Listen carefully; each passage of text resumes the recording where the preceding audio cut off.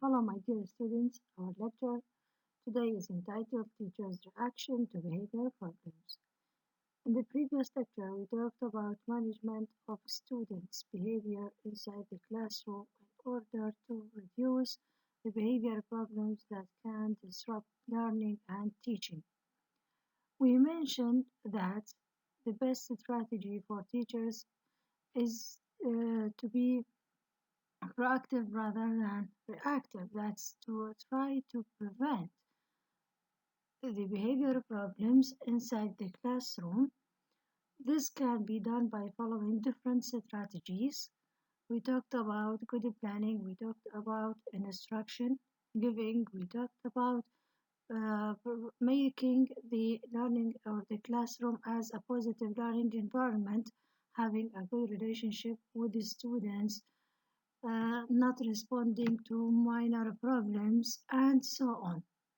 But today we want to see that what happens when problems occur in the classroom and what are the best ways of reacting to such problems.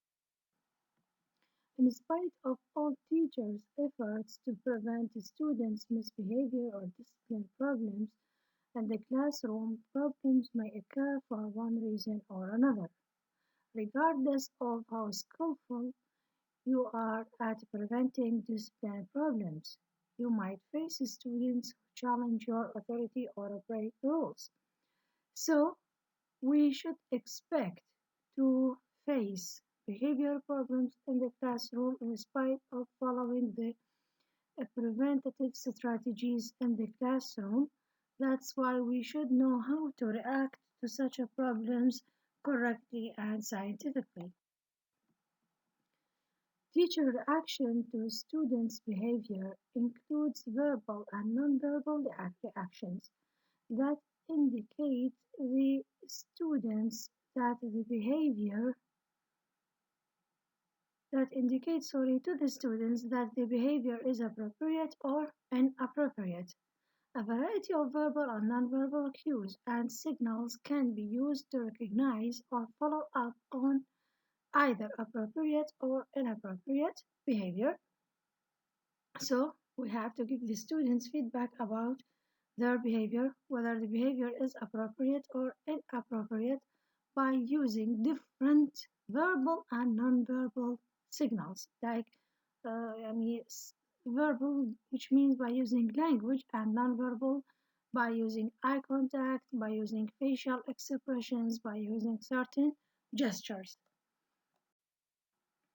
Teachers need to react professionally and effectively to discipline problems. This requires correct attitudes, resources, and techniques to be applied by the teacher. So, it's important to know the appropriate techniques that should be applied or implemented by the teacher during the lesson when facing a behavior problem, in order not to consume time and affect education. In this case, we should deal appropriately with behavioral problems in a way that we do not consume time and affect the education or affect the teaching and learning process. In order to achieve this, it's important to consider the following points. First, it is the behavior that should be criticized when dealing with any kind of behavior problems, not the character of the students. So the teacher should not react with anger or ridicule when the students do unplanned things, but instead use professionalism to solve the problem. Teachers should communicate values when they manage students' behavior. That they should respect the students in all cases. They should not try to ridicule the students to make fun of them. So they should keep in mind the students' dignity in all cases, even if they are trying to, let us say, indicate that the behavior that they have done is not acceptable and inappropriate, or it is not uh, done according to the rules that have been decided by the teacher previously. So teachers should avoid sarcasms, cheap shoots, put downs of any kind when they discipline.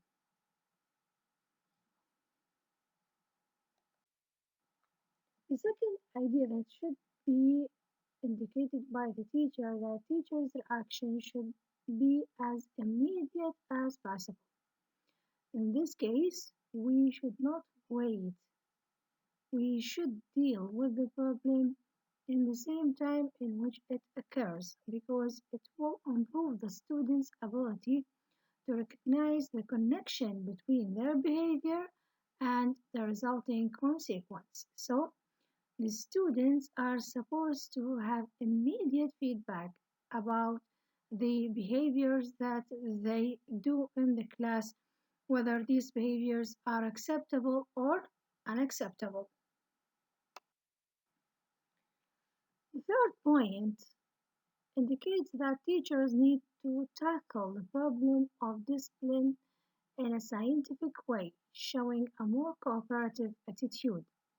This means that teachers need to recognize a recognized body of knowledge to react to discipline problems effectively, which means that in order to react to a particular problem, I should know what is the scientific way of reacting to this problem. It is not a matter of reacting to the problem as I like or as I think is correct. No, I should have knowledge about how to react to different types of problems inside the classroom. For example, the idea of not reacting to minor problems in order not to distract the students' attention and not to take the time of the lesson which is specified for the introduction of the content of the lesson. So the teachers need knowledge to react to discipline problems effectively. At the same time, teachers emphasize the importance of discipline. Most of them enter the profession with little or no training in school discipline techniques.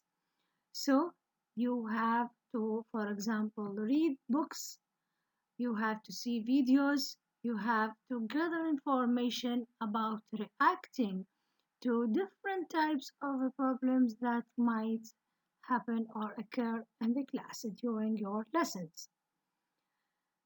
They follow common sense in dealing with such problems or use techniques that cannot be supported by a research literature. In this case, this is wrong. What we or the way we react to unacceptable behaviors or behavioral problems should be scientific and should be based on, let us say, certain ideas which are available in books or different courses of how to deal with the students or with the behavioral problems. The fourth point that should be considered is that the best action is a quiet but a clear-cut response that stops deviant activity. It's better to react quietly than to draw the attention of the whole class.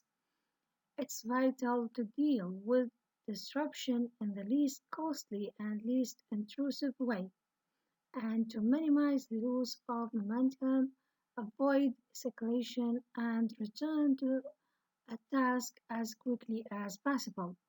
So, in this case, it's better to deal with the behavioral problem quietly without losing much time, without losing students' motivation, and to return to the activity as quickly as possible because, as we know, the time of the lesson should be used for students' learning, not for any other idea. The fifth point that should be taken into consideration is related to teachers' control of their actions. We mentioned that management of students' behavior in the class is not related to students only, it's also related to the teacher and teacher's behavior. So this point is related to the way in which teachers control their behavior in the class when when a particular problem happens or occurs. Sometimes, when frustrated, many teachers lose control over their own reactions. So, teachers need to act calmly and carefully because teachers who shout appear to be losing control, and this will raise the overall level of noise in the class. In this case, you have to stay calm and relaxed and to deal with the problems quietly in order to indicate or to show your students that you are controlling the situation. The last point is related to the use of punishment as a reaction to discipline problems in the classroom. Of course, we all think about punishment when we observe a particular behavior and we do not accept this behavior. But is it really useful or is it good to use punishment or to think about punishment?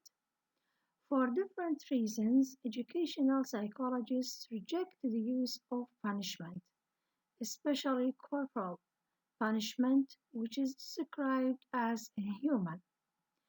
If our goal is to establish a community of learners who feel bounded and connected, punishment as a form of discipline to gain control should be a last resort. So, in this case, we should not think about punishment. First, because it is rejected by psychologists and described as inhuman. And second, because punishment is not very useful in preventing the unacceptable behavior.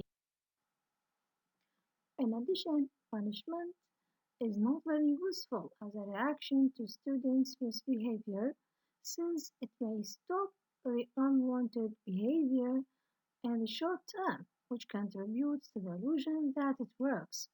But actually, punishment doesn't lead to learning or behavior change. The students will wait for the opportunity to go back to the unacceptable behavior again. And we can observe this in classrooms where the students are told that this is not acceptable and sometimes punished because of doing something not acceptable, and then they repeat doing the same action. That's why the teacher should use different techniques other than punishment. Thank you very much. That's all for today.